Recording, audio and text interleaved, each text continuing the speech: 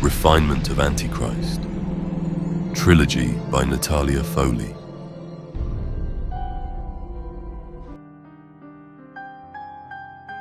Chapter 17. Lisa heard heavy steps on the top deck, moving toward the stairs, at which she was hanging down like a bunch of grapes.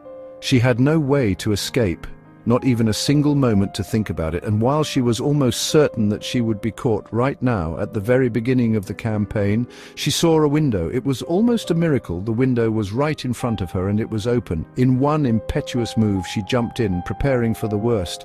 Perhaps screams from people scared to death by the intrusion, or who knows what. But in fact, nothing happened. She appeared to be in a restroom, and the reason why the window happened to be open was clear. The smell inside was almost intolerable. Lisa made a wry face, but in fact, she didn't care about the smell much. She was trying to understand, was this a male or female restroom? Suddenly, she saw a nice purse on the sink. Lisa looked around. She saw that only one cabin was busy, which was apparent from the closed door and loud groaning coming from inside. "Are you okay?" Lisa knocked on the closed cabin. "Do you need a doctor?" "Oh, no, darling." A lady was speaking with difficulty. There was real suffering in her voice. "I need a gun to kill that cook. I've had diarrhea for 2 hours in a row."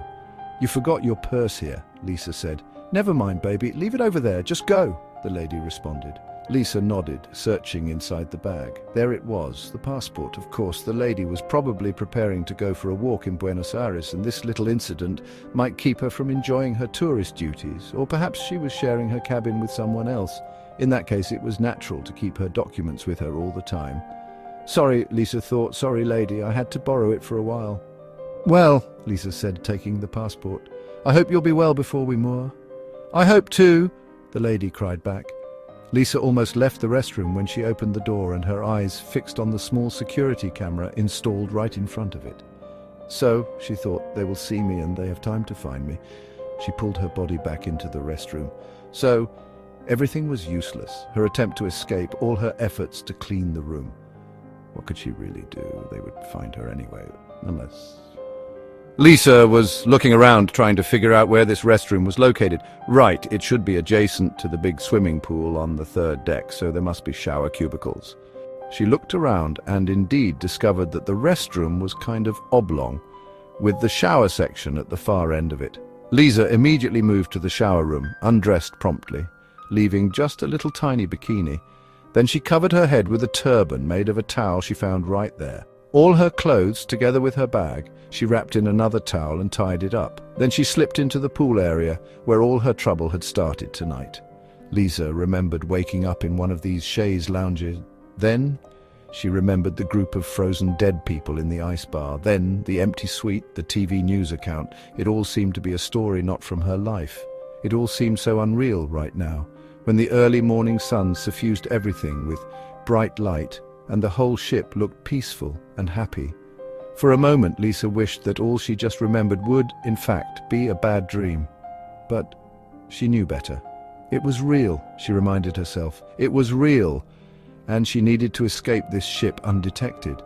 Because if she was stopped here, there might be serious consequences.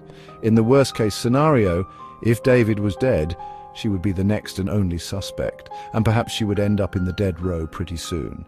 And second, if David was alive, which she believed was the case, she would not be able to help him, and that would be even worse. So Lisa stretched out on the chaise lounge, pretending that she was enjoying the sun.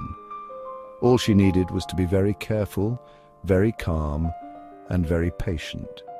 She needed to wait until more people arrived around the pool. Then she should steal someone's clothes and leave the ship using the old lady's passport. Passport. Lisa suddenly got nervous. If it was indeed an old lady, the picture might be a betrayal. She took the passport, trying to look at it in a way that no one would notice, and she smiled. The little old lady was really funny. Perhaps she had plastic surgery or something and definitely changed her age, because according to the passport she was 45 and looked about 25. She was blonde with blue eyes. "No problem," Lisa said. "I have blue eyes and the blonde wig I'll steal in the kiosk next to the breakfast area." She smiled and forced herself back to the chaise lounge. "Relax, Lisa," she said. "Just pretend that you are relaxed." And she closed her eyes, patiently counting seconds, then minutes, until it was time. End of chapter. To be continued. Copyright 2025. All rights reserved.